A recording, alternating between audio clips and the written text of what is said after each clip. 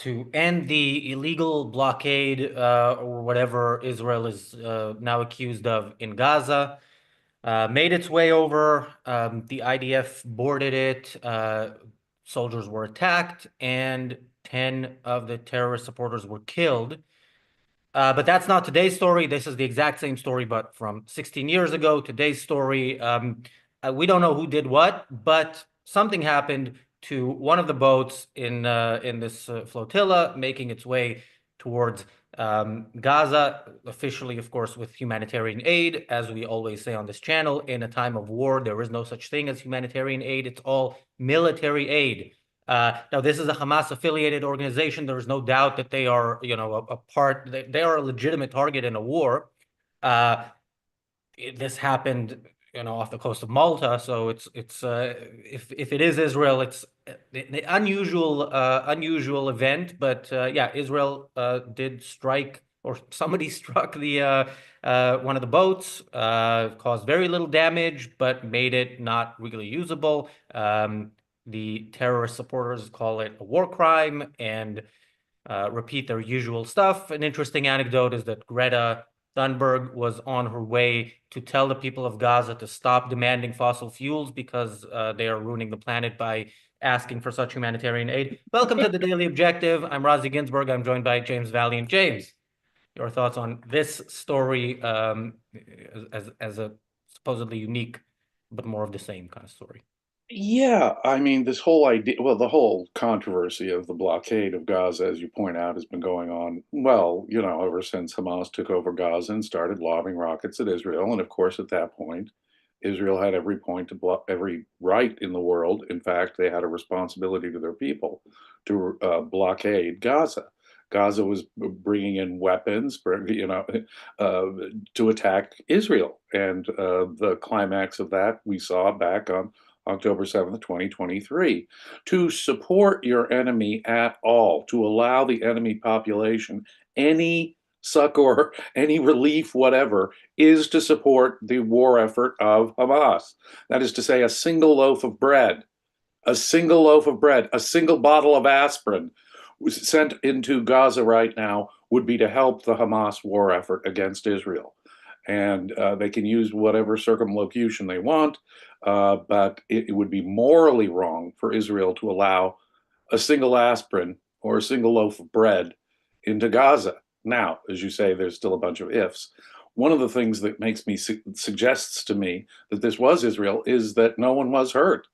That is to say, if Israel had wanted to take out, if whoever it was who wanted to attack this ship, seems like they could have killed people, sunk the ship, rather than disabling it rather surgically, frankly, from finishing its mission.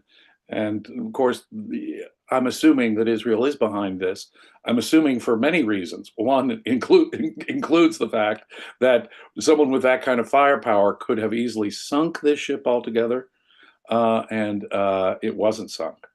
It wasn't sunk and nobody was hurt. Yeah, that also makes me think it's probably Israel. Look, Iran and the Houthis have fired drones without managing to kill people, but I think this is a different situation where actually whoever did it didn't want to kill people, didn't want anybody injured, and that's why everybody made it out alive. And that's, whether or not that's a good thing, you decide.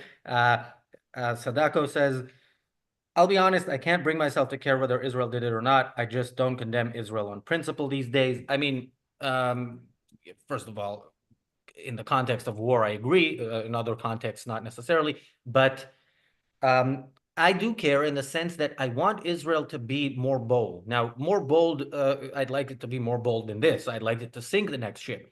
And but this is more than we have seen in the past and would have expected in the past. So back to the last time this happened in 2009, when the flotilla left Turkey. I think it was 7 boats. The IDF told them to turn around. 6 of them did. They said, you're not getting in, and by the way, of course, Gaza was for many years the per capita #1 recipient of humanitarian aid, and that was flowing at the time as well. It was just checked by Israel, clearly not well enough, but checked to make sure that nothing will be used to kill Israelis. This wouldn't have happened with a flotilla, and the one boat that refused to turn, Israel still lived under this delusion that we see from it now, that the people who say that they just want to kill Jews don't really mean it. Sent some IDF soldiers onto the boat unarmed. They were attacked, they were almost killed, and of course, Israel then had to do more, and 10 people did end up dying, which of course is a good thing.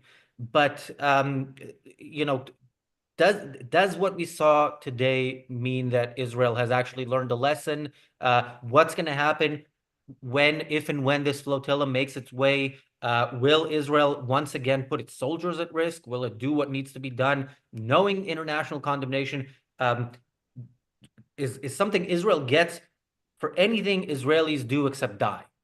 And within that context, will it consider doing what needs to be done to make sure Israelis don't die? And yeah, you get condemned. Well, that's it. We have to take a clear stance about what is called humanitarian aid. There's nothing humanitarian about feeding Hamas terrorists. There's nothing any more than there would have been humanitarian about allowing supply ships into Nazi Germany during World War II. No, your love of human life is not on display. Your racist hatred of Jews and your desire for their destruction in the support of Hamas's cause is what you're proving. So we have to take a principled stance on allowing any food, medicine, energy, you name it. And that has not yet been articulated. In fact, Western countries have gone down this ridiculous path of what they regard as humanitarian aid in an effort to win over hearts and minds. The excuse some people give: there is no excuse for supporting, aiding, feeding at all your enemy in war. In fact, it works only to perpetuate war, to allow the enemy to survive. There's nothing humanitarian about it. That's like Orwellian newspeak, frankly. Now, I read in Reuters, the Reuters report on this story, that it was also activists who were on there, just not just aid, but activists who were on their way. Now, we shouldn't have to require, I mean, it shouldn't be a precondition for Israel, attacking ships that are feeding Gaza at all. But when you add that to this, obviously this freedom from, again, talk about Orwellian newspeak, this freedom flotilla. I mean, you think about the kind of government that Hamas has been running in Gaza. It is a brutal, savage dictatorship that has no freedom involved at all. If freedom were the issue, you'd be completely on Israel's side. Comparatively speaking, Israel is a beacon of freedom compared to any of these Islamist entities that surround it.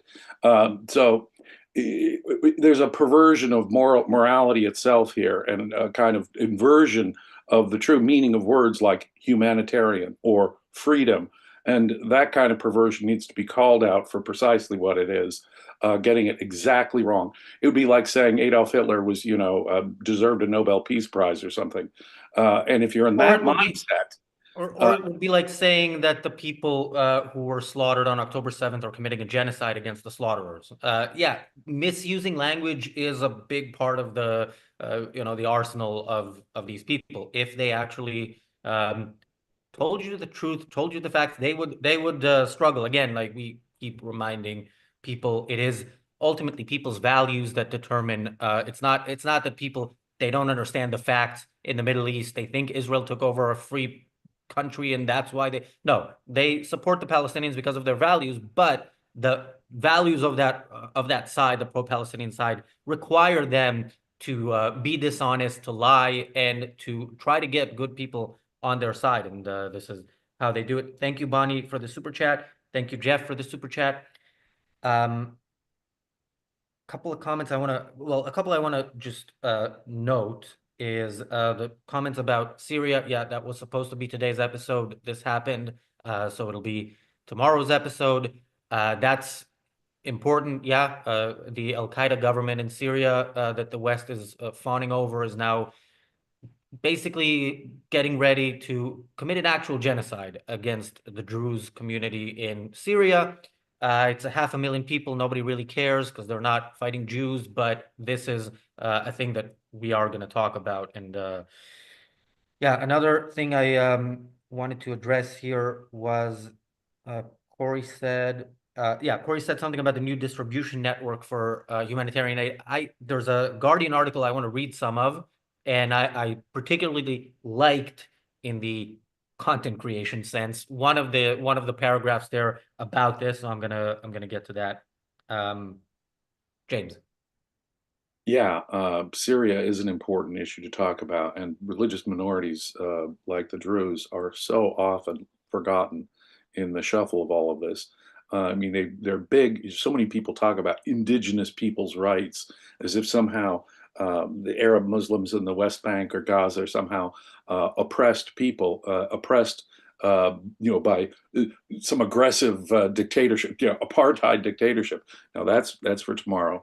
But for this, I mean, come on, this Freedom Flotilla, Greta, why don't you get on board one of these ships yourself? And uh, then we can see the lack of. Uh, I think her clarity on this issue might be a little different. Well, she Uh, was gonna get on this one. That was she she was. Oh, yeah. good, good. She should. She should. I would encourage her to do so. I would encourage her to do so. Now it's obviously her choice, but if she really wants to put her money where her mouth is, she should get on board these one of these flotillas heading to supply these savages in their continued attack on Israel. If she believes in the perpetuation of Hamas, if she believes in the destruction of Israel, she is one of these cowardly mouthpieces until and unless she does enact her vision here. And then we can, of course, treat her as she probably deserves to be treated in a moral sense. Yeah, I mean, it's interesting to read articles about what happened here in Israeli newspapers where Greta is mentioned, and in something like The Guardian.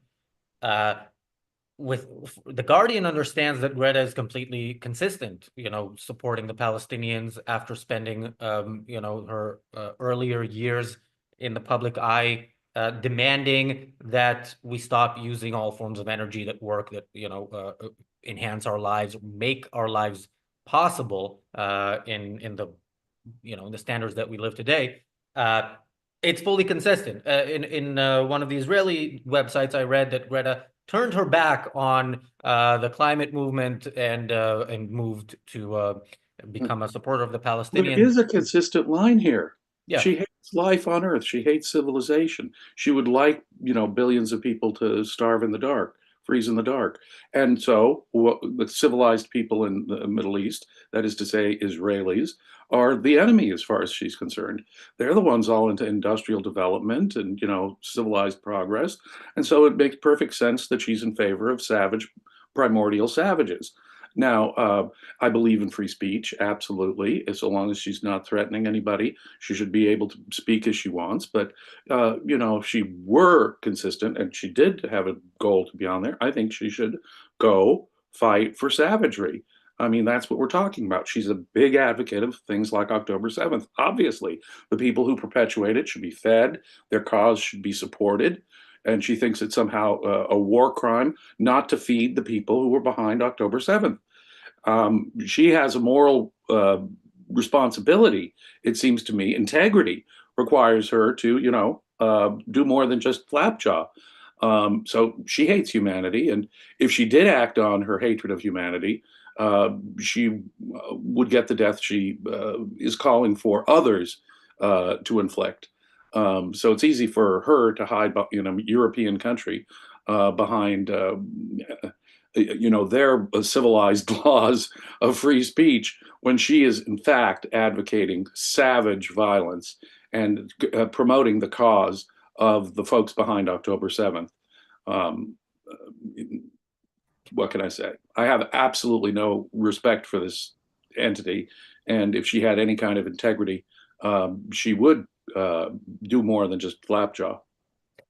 yeah. Break Yourself in the chat says maybe Greta staged it to get out of having to work. Well, are you talking about her entire life? Because the answer is yes.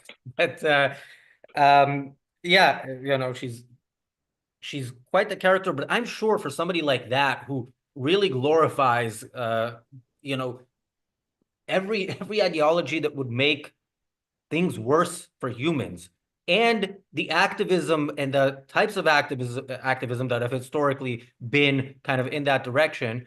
I'm sure she's envious of the Rachel Corries and the Tom Herndals of the world, who paid the ultimate price in the fight for solidarity with Palestinians by, in Rachel Corrie's case, standing in front of a bulldozer, and turns out the bulldozer won that fight. And in Tom Herndal's case, if somebody can remember, you can remind me. Who cares? You came to fight for terrorists and you didn't win. So I just have a yeah, feeling Greta, that, put your money where your mouth is. yeah, well, I just have a strange feeling that if she went through one episode of what is that show called Naked and Afraid, where they put you in primitive context in some a hostile environment, that one 3 week stint on Naked and Afraid might change her view on things if she really had to freeze and starve in the dark. Um, Well, now that all our hot audience has Greta in their minds, naked and afraid, let's go a little bit through this Guardian article. Actually, I will put it here on my laptop so I don't have to look down when I'm reading it. So I'm not going to read all of it. One of the interesting bits, it's always surprising when a paper like The Guardian includes information that isn't going to get people to the opinion that The Guardian wants them to get to. For example, the point that this boat was in Tunisia like a night or two before, and then made it over to Malta, or was heading to Malta, and was again about to pick up Greta. There's a bunch of stuff in this article that I'm not going to read about what these um, organizers of this flotilla have to say. You can find it online. I'm sure it's very interesting, but we have limited time on this show. And She should you have know picked what? up the ship in Tunisia. She really should have. I know Malta is, this neutral place, off the coast of Tunisia where she was going to hop on the ship. But no, join your brothers and sisters in solidarity in Tunisia and on the ground in Gaza right now, Greta. Go Yeah. for it. Thank you, PC, for the super chat. PC asks, "Are you in Razi? Are you in Israel, Razi?" Yes, I am. Daniel is also here. I'm in Israel for a bit longer, but yeah, that is where we are at the moment. I want to read, so I'll read right at the end um, of this the article in The Guardian titled "Gaza Humanitarian Aid Ship Bombed off of Malta." So it says towards the end, Israeli officials justify the blockade with claims that Hamas routinely steals aid, distributing it to its fighters or selling it.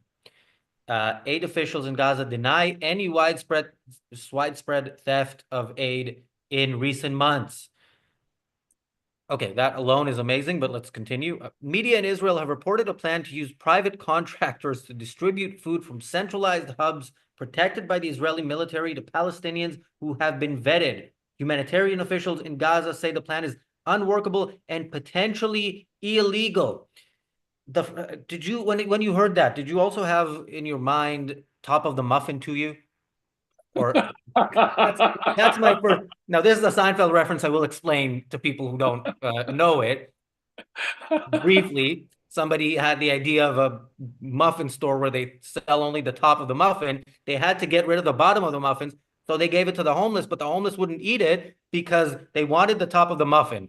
This is the 2 million, 5 million, 10 billion, however many people are supposedly starving in Gaza right now. They don't want the bottom of the muffin. You give them the bottom of the muffin, they'll say, that's so illegal, dude. What are you doing? Why just the bottom of the muffin? I mean, seriously, this is a plan to distribute aid to people who supposedly were not directly involved in October 7th by the people who were the victims of October 7th. And you're complaining about what? The fact that they're not giving it to Hamas, but it's been given to Hamas the whole time. And the international community has been saying that people of Gaza are starving from pretty much the start of this war and long before it. It didn't start on October 7th category. The claims that 2 million people are starving in Gaza didn't start on October 7th, but they doubled down on them on October 7th. And look, the population has grown during this time. In a time of war, the population looks well fed.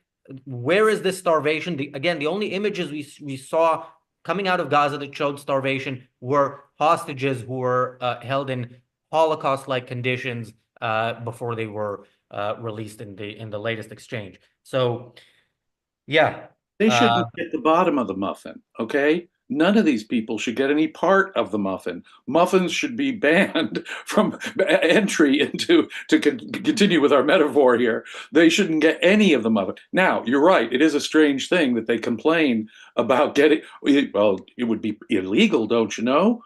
Be any effort that Israel would have to feed even vetted Palestinians would be illegal from their mind, and that illegality would what justify the humanitarian crisis continuing? I mean, getting aid at all is it somehow but wait, as I say, the muffin they don't.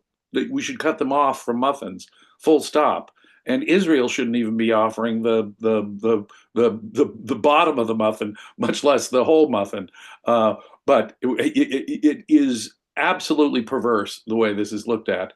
And the idea that somehow they're starving. Now, folks, it takes a lot less than a year and a half to starve to death. If there was, in fact, the humanity, I remember the screams and cries more than a year and a half ago that people were starving. If anything like that were true, how long would it take? A month? 2 months before you'd see widespread hundreds of thousands of people starving, getting ill, falling over dead. But you're not. As you point out, they look well fed. Their numbers don't appear to have significantly decreased, and certainly not from hunger. And so, what the hell? The humanitarian crisis that A, does not exist, because B, we allow humanitarian aid, quote, humanitarian aid in any way, and C, it's humanitarian aid that should never be given to the enemy population at all, not if you want a quick termination for this war. What they are aiming for is this perpetual war. That's what Greta calls humanitarian, and peace flotilla and freedom is what is the way Hamas treats women and gays.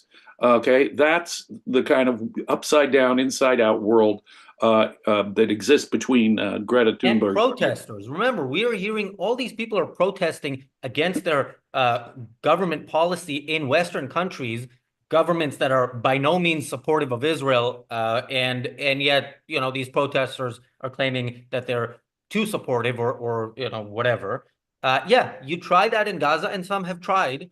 You get killed. That is the penalty for protesting in Gaza, and the people you're supporting are the people doing the killing of protesters. This makes as much sense as it does for people in Coachella to chant in support of people who murdered people at a music festival. That is the world we live in. And you mentioned, yeah, if this was actually happening, they'd starve much quicker. And it's kind of hard not to laugh at these claims because of how badly constructed and repeated they are, with no reference. Here's a South Park reference. In South Park, for at least a while, Kenny dies in every episode, and then he's just there. That's basically what so many of the claims about Gaza feel like. Like you just shot this. Like why are you doing it again?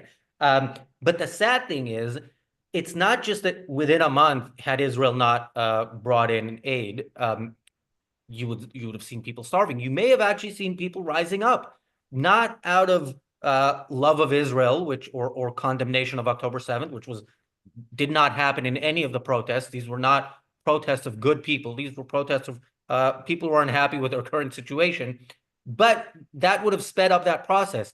It would have saved, I don't know or care about the lives on the Gazan side, but it would have saved the lives of hundreds of soldiers who died protecting these animals while feeding them and being killed. And then we hear that Israel is intentionally I killing don't people. much care about the supporters of Hamas in Gaza myself. I mean, and that population largely supports Hamas, as we pointed out several times.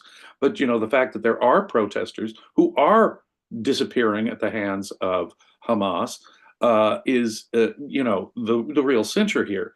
Obviously, you have to. But look, even if they did give a crap about human lives and Palestinian lives in Gaza, this is not the way to go about it. As you point out, we could have saved the all kinds of Palestinian lives. Now, most of the Palestinian lives that have been lost over the last year and a half, I assume, are bad guys. So I obviously have no sympathy for them. But if they had any sympathy for Palestinians, they would take a totally different tack. They would want the war to terminate, and they would want no such war to be able to be started again in the future. Insofar as there are innocent Palestinians, Greta is their enemy. This flotilla is their enemy. And that's the way it should be looked at. Now, it takes a long-term conceptual sort of mentality to see that, but look how long this has lasted. Israel could have taken care of this many, many, many months ago, more than a year ago. This could have been, Gaza could have been rendered rubble by the end of 2023.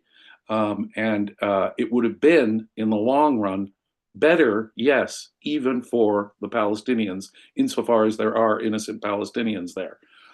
So they've got it all morally inverted and upside down.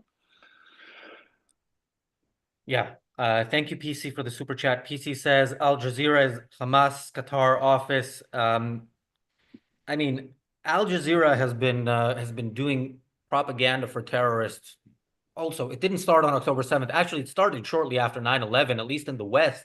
Al Jazeera became very much a thing in the West, and how it was even allowed, let alone became popular. Well, how it was allowed is a question of the weakness of the West in fighting wars ever since World War II. How it was successful is the culture that gave rise to this weakness in politics. And to understand that better, one of the ways you can try to understand that better is to join our Sunday sessions with James Valiant on Leonard Peikoff's courses.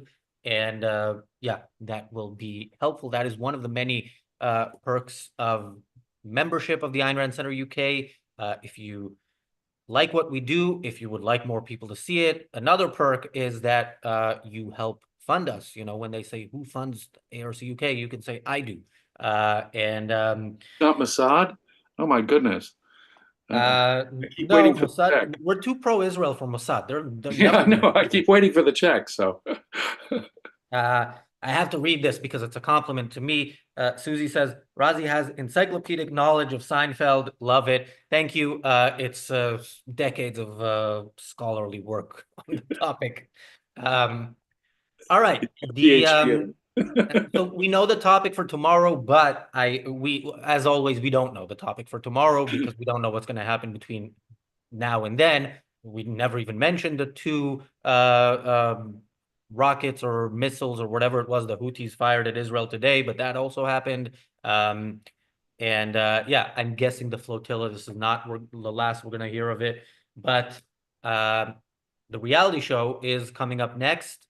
Daniel is joined by Jonathan Honig and Adam Mossoff to talk about the deportations, and I think specifically Mashen Madhawi, who some new stuff has come out that he's said in the past, and of course he has been released, and he is now free to continue supporting terrorism in the United States of America.